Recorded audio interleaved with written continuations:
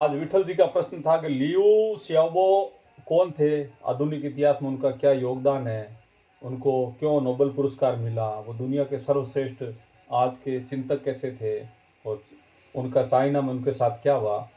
तो लियू शियाओबो आधुनिक चाइना में रहने वाले थे और उन्होंने क्या है वहाँ पे हिंसा के विरुद्ध और सरकार के जो तानाशाही है ना, अत्याचारों के विरुद्ध उन्होंने इंडिया को कुछ करते हैं नहीं, इंडिया और उन्होंने कहा कि भविष्य का द्वार है ना इंडिया है। उन्होंने भारत के बारे में कहा कि भारत है ना दुनिया का सबसे बड़ा देश है और वो पूरी दुनिया अच्छे बोलते हैं उनके। वो ल्यू साहब है ना भारत को बहुत अच्छा रखता था, बहुत अच्छा मानता था ज्ञान अब वो मानते हैं।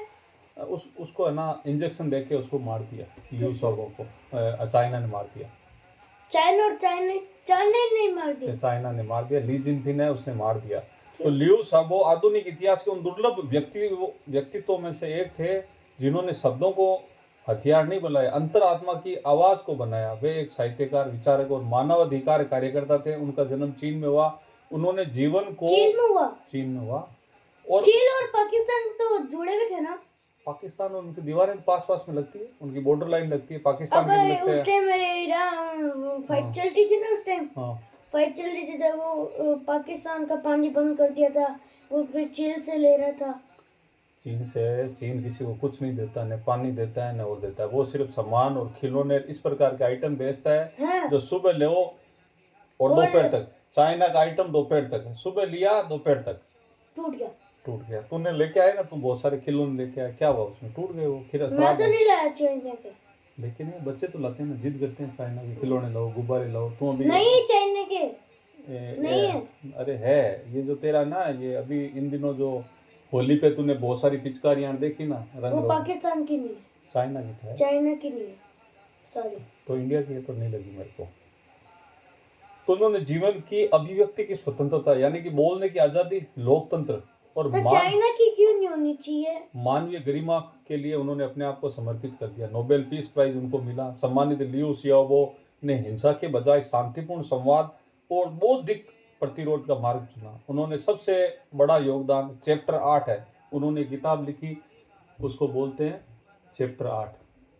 वो इतने अच्छे थे। हाँ, और उसमें ना उन्होंने ऐतिहासिक घोषणा पत्र की जिसमें उन्होंने चाइना में राजनीतिक सुधार, न्यायपालिका की स्वतंत्रता और नागरिक अधिकारों की मांग की। इस कारण उन्होंने कई बार जेल में डाल दिया। उन्होंने कहा भी लोगों की बेहतरी के लिए काम करो। किसको डाला जेल में? लियू साबो को चाइना प्रशासन में। क्यों?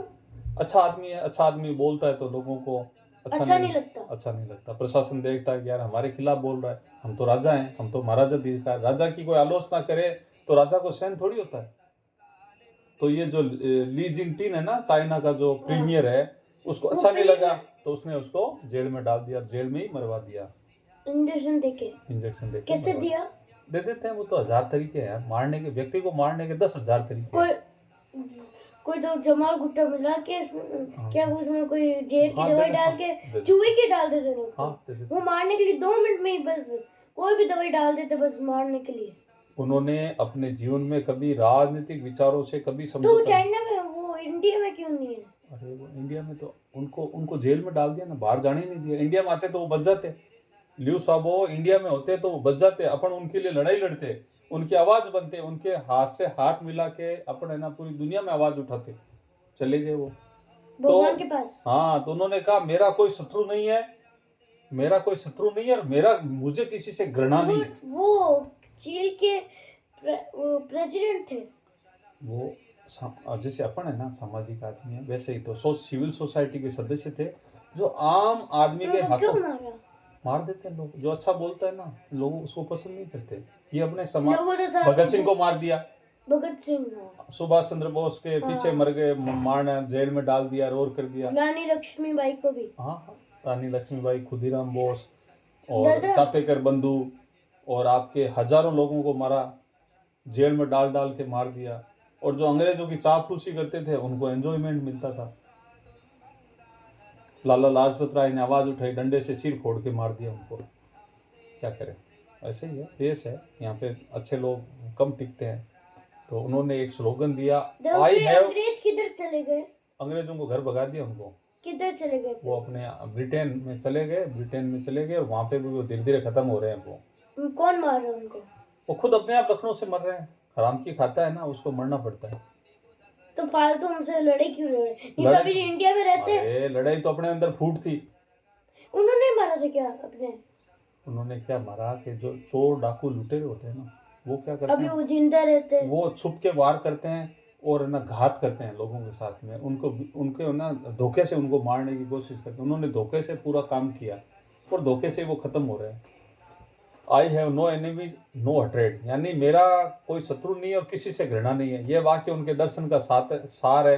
संघर्ष पर द्वेष नहीं, विरोध है पर हिंसा नहीं। आज जब दुनिया में असहमति का अक्सर टकराव बना दिया जाता है, लियू शाओबो हमें सिखाते हैं कि सच्चा साथ चिल्लाने में नहीं है। अगर वो भाग के इंडिया में आ जाते तो बच जाते हैं। और शांत रहकर सत्य पर अपनी बात कहना, जैसे तू चिल्ला के अपनी बात कहता मत को, आराम से अपनी बात को अडिग रहो, अपनी बात पे शांत रहो, अडिग रहो, सत्य पर अडिग रहने। उन्होंने जीवन में हमें ये याद दिलाया कि विचारों की शक्ति जेल की दीवारों से भी बड़ी होती है और एक व्यक्ति की आवाज भी इतिहास में दिशा बदल सकती है यदि उसमें सत्य, करुणा। इंडिया की रिस्पेक्ट करते थे। इतिहास में एक व्यक्ति अपनी आवाज को बदल सकता है यदि उसमें आवाज से पूरी दुनिया की इतिहास बदल सकता है यदि उसमें सत्य, करुणा और अटूट साहस हो। साहस उसमें होना चाहिए, जन्मने मरने की मॉडर्न नहीं। जेल में कैसे डाला उनको? उन्होंने आवाज लगाई कि भाई आप लोग भ्रष्ट हैं, आप चोर हैं। उनको ऐसे बुलाया, एक मिनट इधर आओ तो जितनी देर में भाग गए, जेल में डाल दिया। हाँ, पकड़ के ले जाते हैं। वो देखो सत्ता में ताकत होती है, सत्ता कायर होता है, कायर व्यक्ति घात करता है, सत्ता में से घात करती है। इंजेक्शन लगा दिया। हाँ, घात करती है। उसमें क्या है कि उनके बहुत सारे ना नीचे थानेदार रहते हैं, वो किसी को भी मारने के लिए, लूटने के लिए, भ्रष्टाचार करने के लिए वो साथ सुत रहते हैं। तो इसलिए उन्होंने क्या है कि उसको पकड़ा। आज न्यूज में आई थी डोनाल्ड ट्रंप ने लड़ाई लड़नी छोड़ दी।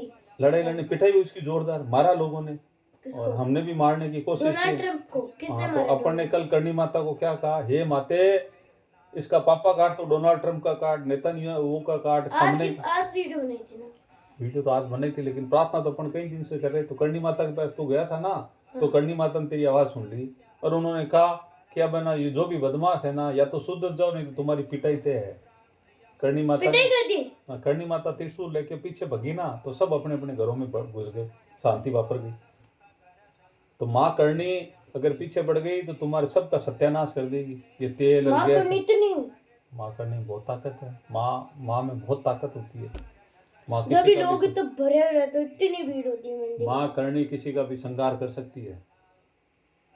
इसलिए अपनी बात को सच्ची से सही से कहो, सही बात कहो, करुणा रखो, दया रखो। अब तू तेरे भाई पे ना ताकत दिखाता है और वो तेरे पे दिखाता है। ये तो ईरान और अमेरिका की लड़ाई होगी, ताकत मत दिखाओ। ताकत तो मेरे में खूब है, मैं भी तेरे को है ना कर दूं तो, लेकिन तू बहुत अच्छा लड़का है, दादा का कहना मानता है। नमस्कार। और वीडियो की तैयारी करता है। सब लोग शुभ रात्रि और सब लोगों को राधे राधे। पूरी दुनिया में अमन चैन रहे, माँ करनी से दुआ है। नवरात्रों के अवसर पर माँ करनी के दरबार में हाजिरी लगा के आए विठल जी, और उन्होंने दुआ की है कि पूरी दुनिया में अमन चैन शांति हो। पूरी दुनिया में कोई लड़ाई ना, कोई लड़े नहीं, शांत बैठे रहे, शांति बैठे। और किसी को कोई ग्रीवेंस है, किसी की कोई समस्या है, माँ करनी के चरणों में रखे, अपने आप दूर हो जाएगी। करनी माता को हम खुद कहेंगे, माता इनके ना डोनाल्ड ट्रंप की ग्रीवेंस दूर कर। किम जोंग को ना मार दे, माँ करनी को कहते हैं। नहीं, अपने ऐसा अच्छा बोलना चाहिए। डोनाल्ड ट्रंप तेरी कोई ग्रीवेंस है, करनी माता के दरबार में आके हाजिरी लगा, तेरी ग्रीवेंस दूर हो जाएगी, तेरी अभ्यावेदना दूर हो जाएगी। किम जोंग उन तेरी कोई तकलीफ है, माँ करनी तेरी तकलीफ दूर करेगी। नेतन्याहू तू ना करनी माता के दरबार में हाजिरी लगा। देख आज है ना राष्ट्रपति जी है ना अपने द्रौपदी मुर्मू प्रेमानंद जी की हाजिरी लगा रही वहां पे। प्रेमानंद जी कहीं नहीं जा रहे, तो माँ करनी है ना यहाँ से बैठे बैठे पूरी दुनिया में। दादा अपना इंडिया का प्रेसिडेंट क्या बोलते हैं, द्रौपदी मुर्मू जी थे ना, तो वो अभी द्रौपदी नहीं ऐसे नहीं बोलते। द्रौपदी मुर्मू है ना वहाँ पे जाके, और उन्होंने देखा ना वो अभी अपने इंडिया के क्या बोलते हैं, इंडिया के अपने भूतपूर्व प्रेसिडेंट थे वो ना, प्रेसिडेंट क्या बोलते हैं वो, नरेंद्र मोदी ना, नहीं वो प्रधानमंत्री है, वो प्राइम मिनिस्टर बोलते हैं उसको। प्रेसिडेंट है ना द्रौपदी मुर्मू थे मैडम। अभी जो उन्होंने ना वहाँ पे उसके सामने हाजिरी लगाई ना, किसके, प्रेमानंद जी के सामने बैठ के, उन्होंने ना उसको उसको कहा कि उन्होंने दर्शन किया भगवान का। तो सभी को राधे राधे। किसी के कोई तकलीफ है तो करणी माता के दरबार में धोख लगाएं, हाजिरी लगाएं। करणी माता ने स्पष्ट कह दिया है, सब लोग शांति रखो। कहना नहीं माना, अगर कहना नहीं माने तो मार देगी आपको, माँ खत्म कर देगी माँ करनी। चाहे डोनाल्ड ट्रंप हो, किम जोन उंग हो, खमनी हो, फलाना हो, ढेंगड़ा हो, जो भी है, जितने किम भी जोन इतनी ताकत दिखाता है ना, उससे ताकतवर तो माँ करनी तेरे है। दादा है, तेरे दादा में उससे ज्यादा ताकत है। कहे तो कल जाके उसके अपन ना उसका फूस मिला दें। लेकिन अपन चाहते हैं किम जोंग सब देश कोई तो मरे ना माँ करनी के दरबार में हाजिरी लगा, तेरी ग्रीवेंस दूर हो जाएगी। ली जिनपिंग माँ करनी के दरबार में हाजिरी लगा, तेरी ग्रीवेंस दूर हो जाएगी। नेतन्याहू तेरी दरबार में हाजिरी लगा, माँ करनी सबका भला करती है, तेरा भी करेगी। अब तुम बदमाशी नहीं करो, तुम्हारा जब भी करेगी वो माँ करनी। माँ बदमाशी नहीं करोगे तो अच्छा करेगी। धन्यवाद सभी को। राम राम, शुभ रात्रि, जय श्री राम। आज वीडियो इधर ही एंड होती है। विठल जी आज थोड़ा नींद लेने के 11 बज रहे हैं, आंखों में निद्रा आ रही है। ठीक है, नमस्कार, शुभ रात्रि, वंदे मातरम, भारत माता की जय। माँ भारती सबका भला करे, माँ करनी सबका भला करे। धन्यवाद।